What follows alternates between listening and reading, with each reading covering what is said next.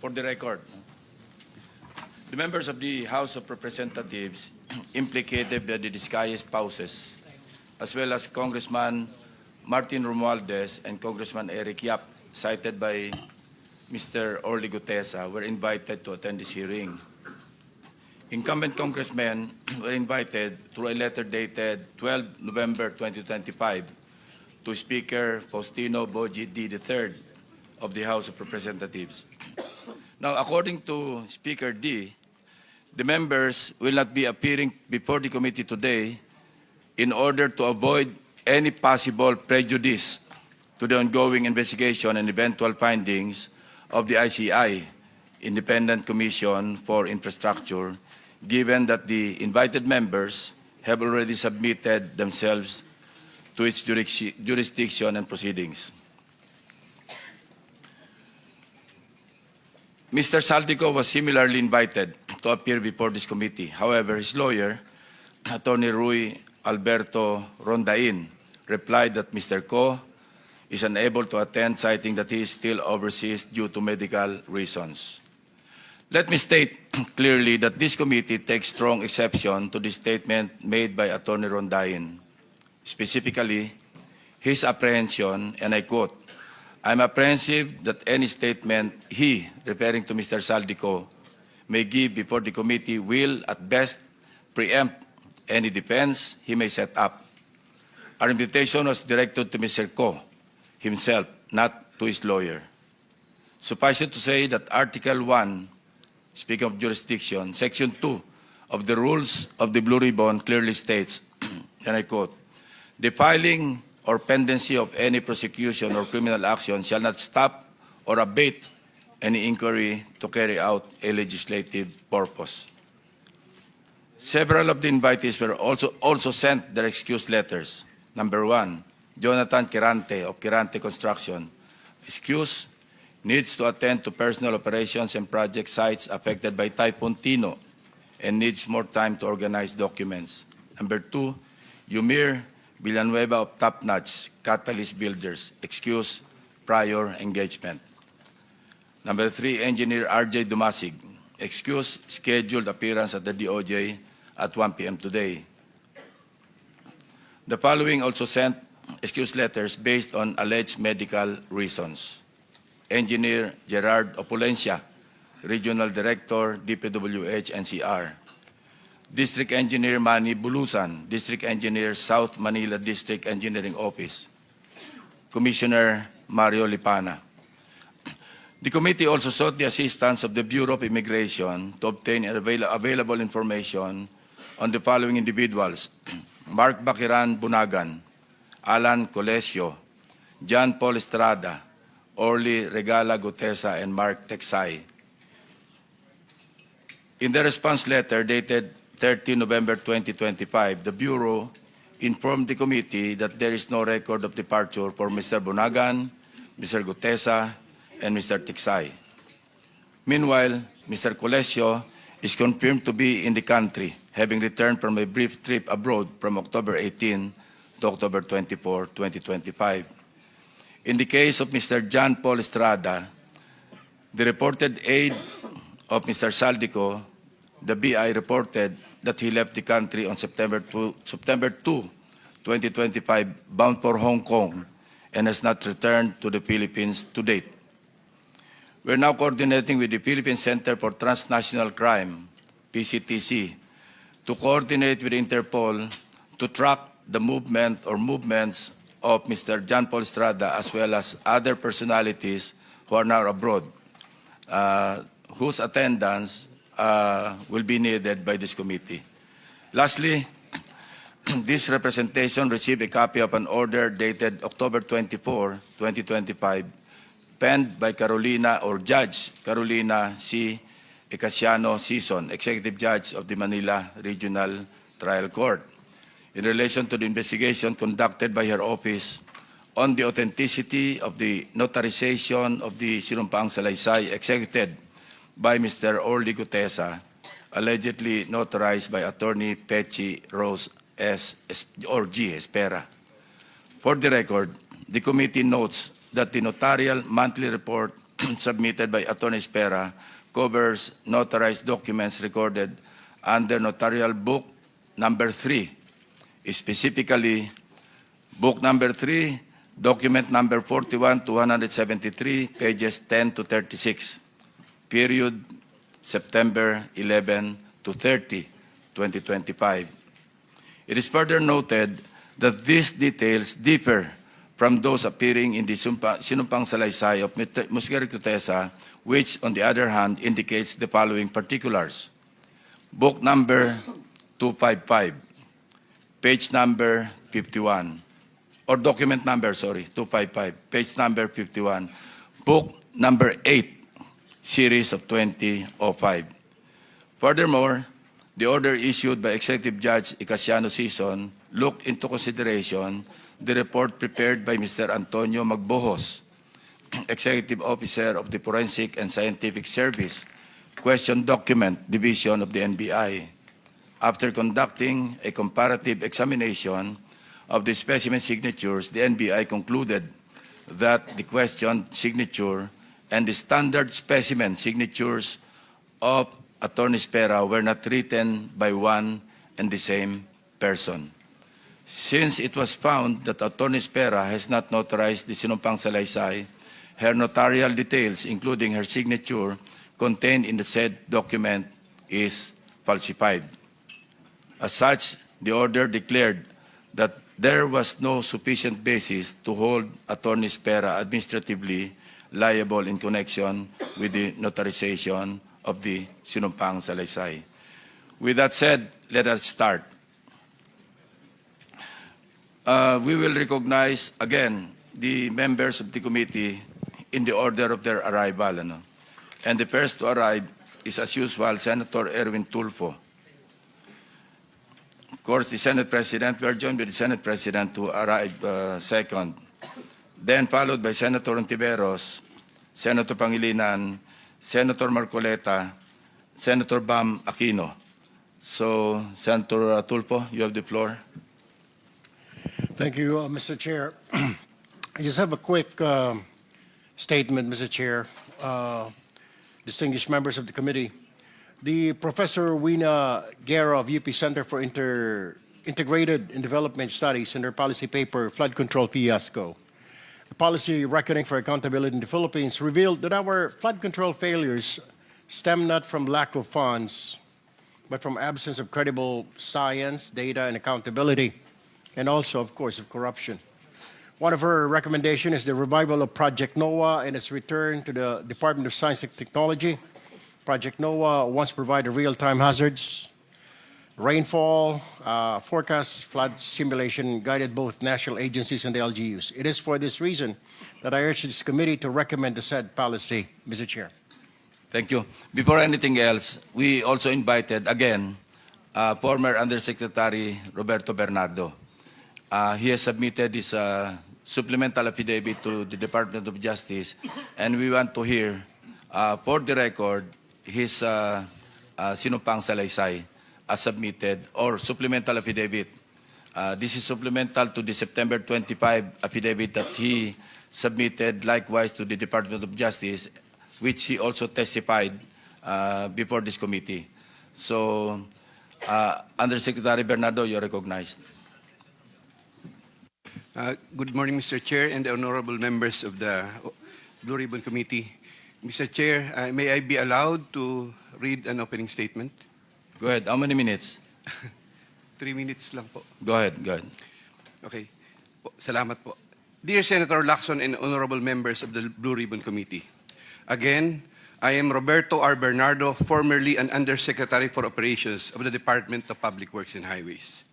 Today, I am once more before the Honorable Blue Ribbon Committee upon its invitation and consistent with my assurance during my first appearance last September 25, 2025 to fully cooperate in its ongoing investigation.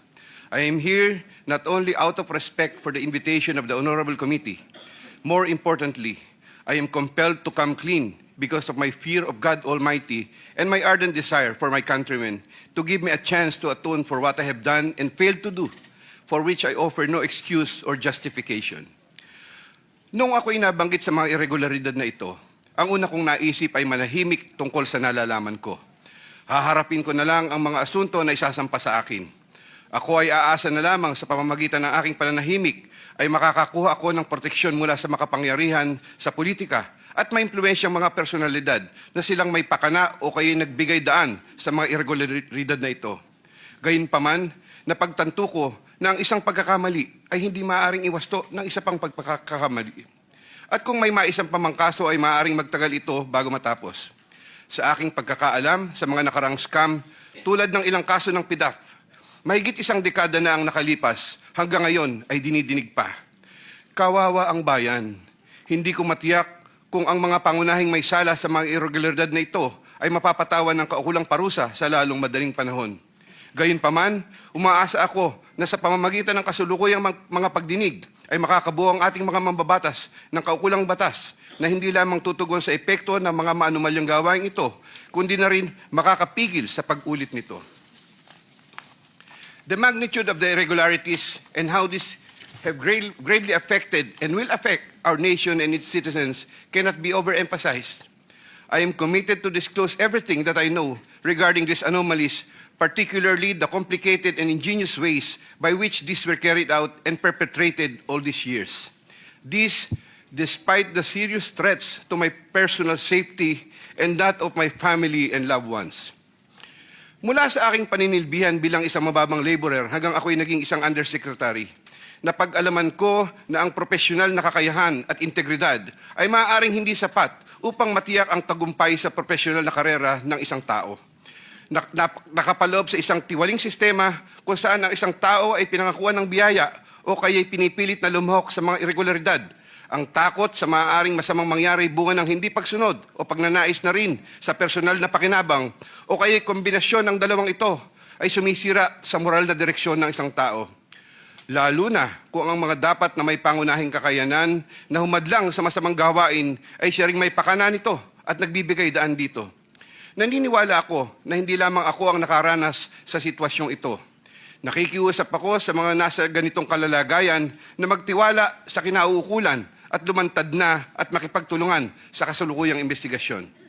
In connection with my application for coverage as a state witness under Republic Act No. 6981, I have earlier submitted to the Department of Justice a second supplemental affidavit, further clarifying my previous disclosures on the government flood control and other infrastructure projects subject of the present proceedings. Once again, with the assurance of the Honorable Committee that my rights and benefits under RA 6981 shall be respected, I will be submitting the second supplemental affidavit to the Honorable Committee with the prior authority of the Department of Justice through the Honorable Frederick A. Vida, Acting DOJ Secretary, as set out in an authority to disclose, which I am likewise submitting to the Honorable Committee. Thank you po. Proceed with your statement.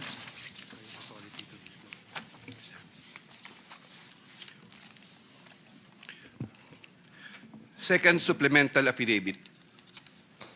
I, Roberto R. Bernardo, Filipino, of legal age and a resident of Malolos City, Bulacan, under oath, hereby depose and state.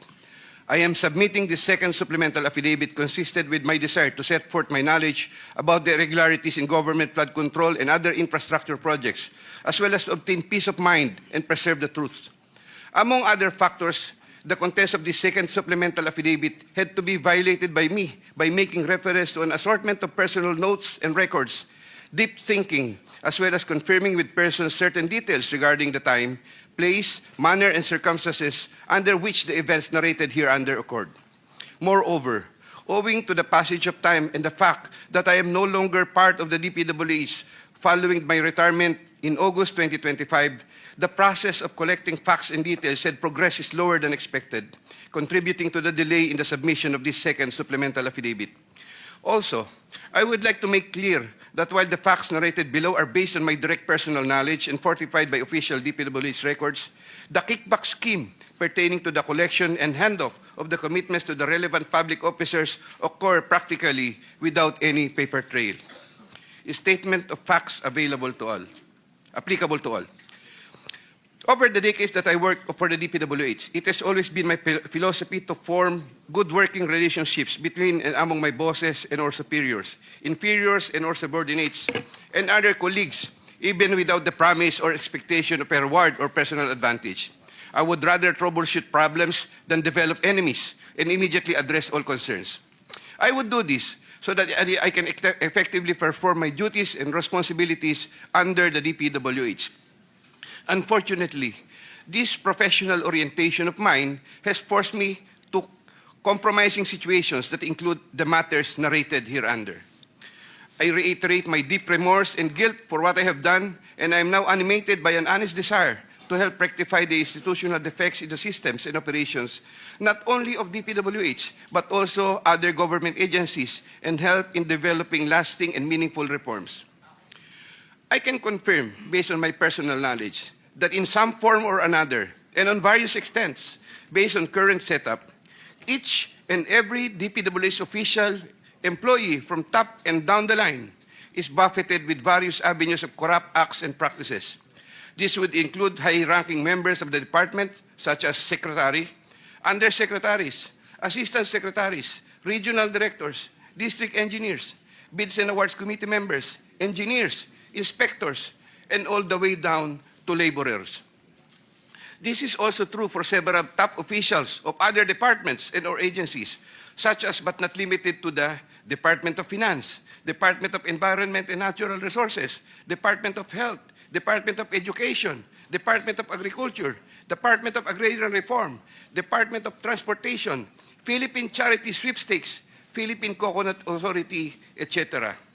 Moreover, I can confirm, based on my personal knowledge, that in some form or another, and on various extents, most proponents have their own designated contractors who will take on the projects for the former's benefit and advantage. Sometimes, other proponents would request me to suggest contractors for them who are known to me or referred to me by friends and other personalities. There are situations that national and local elected politicians would request me to source projects for them. If given more time and opportunity to review the records and confirm supporting facts, I may be able to particularize the details of these transactions and dealings. Senator Ramon Bong Revilla Jr.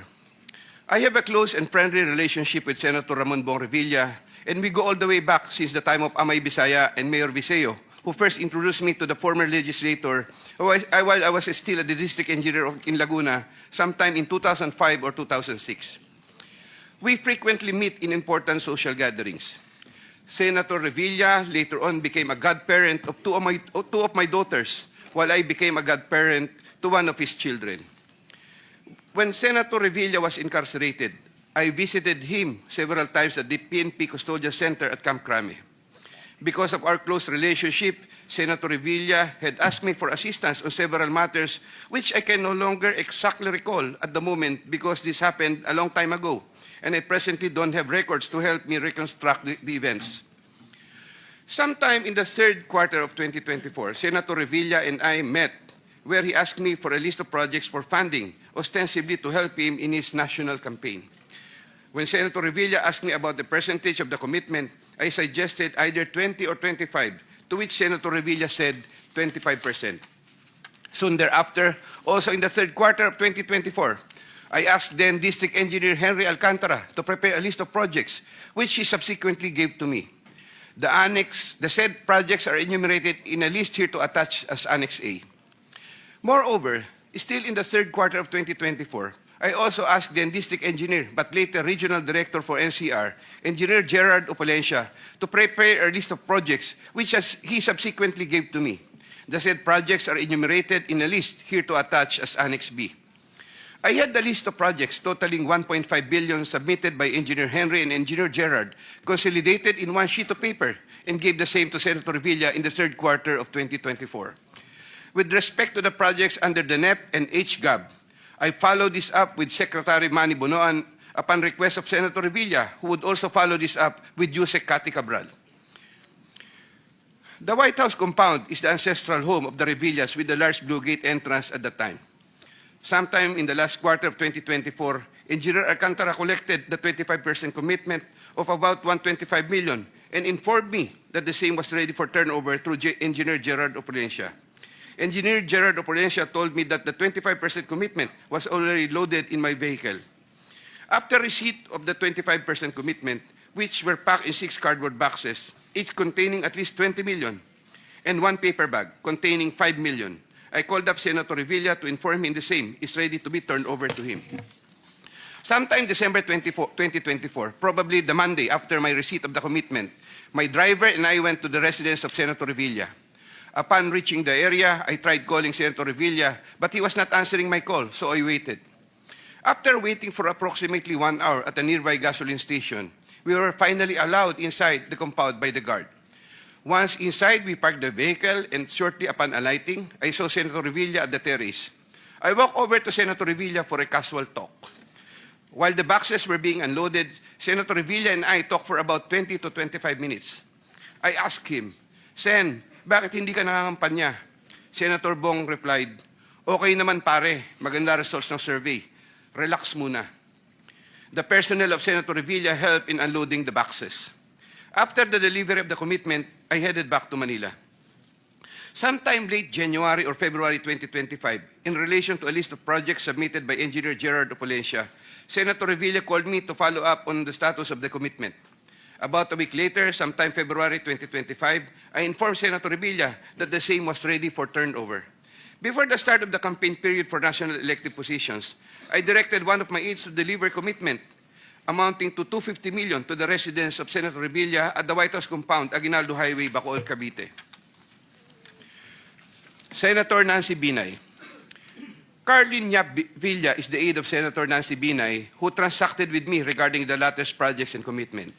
If I recall correctly, I first met Carlin in the year 2018 during the budget season at the Senate. Eventually, sometime 2019, Usec Trigiv Olivar, whom I knew very well, endorsed Carlin to me. From then on, Carlin would contact me directly to follow up the status of different matters. Sometime fourth quarter in 2022, Carlin, claiming to act on behalf of Senator Binay, asked my help for the transfer of an assistant district engineer in Mindanao to another district, a request which I endorsed to Sec Bunoan. Sometime during the third to fourth quarter of 2022, Carlin requested on behalf of Senator Binay for a list of projects worth around 1.882 billion with 12% commitment. The said projects are enumerated in a list here to attach as Annex C. I got 3% of 1.882 billion. I prepared a list of projects within my area of jurisdiction with the help of DPWH officials, but could not recall at this time exactly who among them gave me the list. But I can recall that it was Engineer Manny Bulusan who coordinated the collection of the commitment. Eventually, during the first quarter of 2023, the commitment was delivered to Carlin for Senator Binay in several tranches in Makati and Quezon City. But I could not recall at this time the details of the deliveries, but I undertake to submit additional information thereon.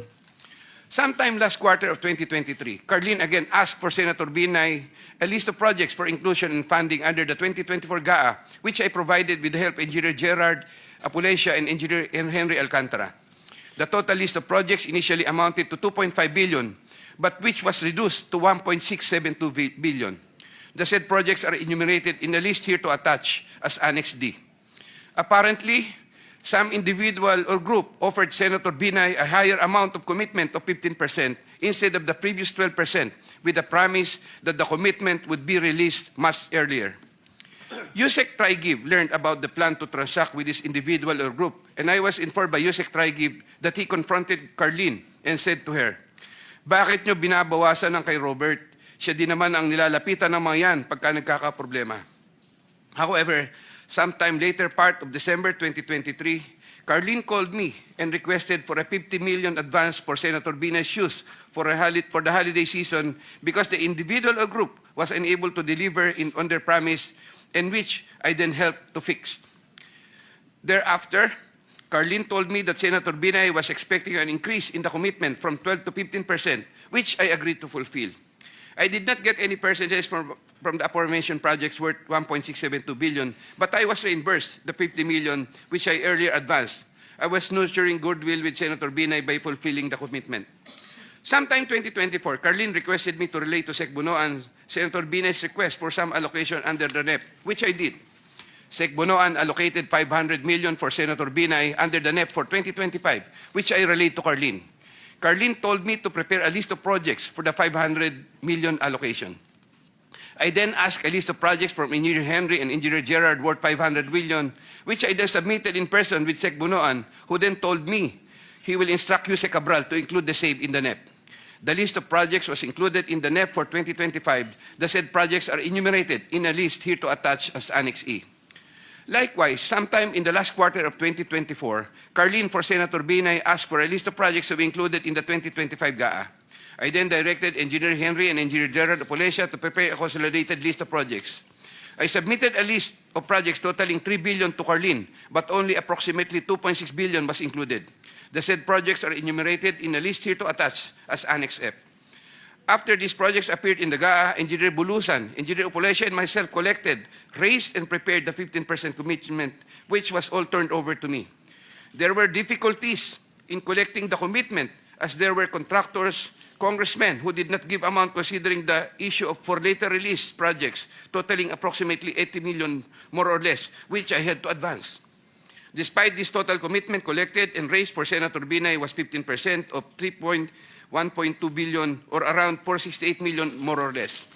I earlier mentioned that the 37 million more or less was delivered at Horseshoe Village, Quezon City, which refers to the amount collected by Engineer Henry Alcantara. But upon full recollection, there were two deliveries. The first delivery amounted to 340 million at a house in Horseshoe Village, Quezon City, and the second delivery amounted to at least 200 million at another house, but also in Horseshoe Village, Quezon City. After the second delivery, Carlene told me, "Kinuha na ni Sir, salamat raw. Hindi ka raw kakalimutan sa Makati." The Sir refers to the husband of Senator Binay. I did not get any percentage from the projects worth 3,120 million for NEP and GAA for Senator Binay. Senator Chis Escudero and Maynard Ngu. I met Maynard Ngu at the Manila City Hall during the term of Mayor Erap, and while I was the city engineer of Manila sometime in 2013. Maynard Ngu is a familiar figure in the social political circles, as he would be handling substantial donations to politicians during election season, including the distribution of mobile phones. During the 2022 national elections, Maynard Ngu approached me and asked for help in raising campaign funds. I and other DPWH officials assisted Maynard Ngu in raising campaign funds. These frequent interactions with Maynard Ngu at the court helped me in building our mutual trust with each other, especially in favor of Senator Escudero, whose interest Maynard Ngu was actively promoting. Maynard Ngu was appointed Special Envoy to China for Trade, Investments, and Tourism in 2023. When Senator Chis Escudero became Senate President in 2024, Maynard Ngu approached me and asked for a list of projects for Senator Chis Escudero. Thereafter, sometime in November 2024, I asked Engineer Opolencia to prepare a list of projects for Senator Chis Escudero following my conversation with Maynard Ngu. Thereafter, Engineer Opolencia submitted to me a list of projects for funding. The said projects are enumerated in a list here to attach as Annex G. For the projects located in Valenzuela, Engineer Opolencia, through District Engineer Ruel Umali, collected the money for the commitment for Senator Chis Escudero. He delivered the commitment at Diamond Hotel. We saw each other at the Diamond Hotel, and Engineer Opolencia told me, nasa inyo na po, boss. When I asked my driver to confirm, the driver told me, nasa akin na po, okay na po. For the projects located in Marinduque, Engineer Opolencia, through Regional Director Ryan Altea, collected the commitment for Senator Chis Escudero. He delivered to me the commitment at Diamond Hotel. Engineer Opolencia called me and said, "May papadala ako sa inyo ngayon. Sa iyo ngayon, dadalhin na lang po sa Diamond." Later, the driver told me, "Nasa akin na po, okay na po." Following a deeper recollection of the facts and checking with public records, I can now confirm that in addition to the Valenzuela and Marinduque projects, Engineer Opolencia also provided the list of projects for Oriental Mindoro and Quezon City.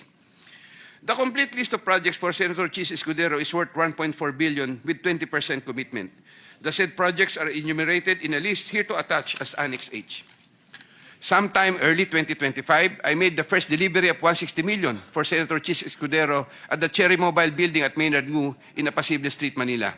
Thereafter, early 2025, I made the second delivery of 120 million for Senator Chis Escudero, also at the Cherry Mobile Building of Maynard Ngu.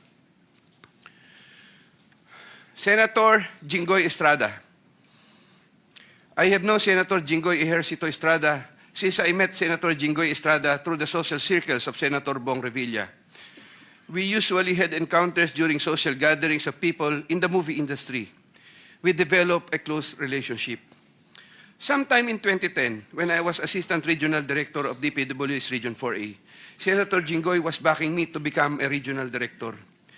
When I failed to become a Regional Director, I applied for the position of City Engineer, and Senator Jinggoy was one of those who recommended me. When he was incarcerated, I would visit him, but sometimes together with then City Mayor Joseph Estrada. Sometime in 2023, Senator Jinggoy requested Secretary Bunoan through me for projects worth 500 million. Secretary Bunoan agreed to give 450 million for the DPWH NCR building, which Usec Cabral included in the NEP for 2024, with an 18% commitment for Senator Jinggoy.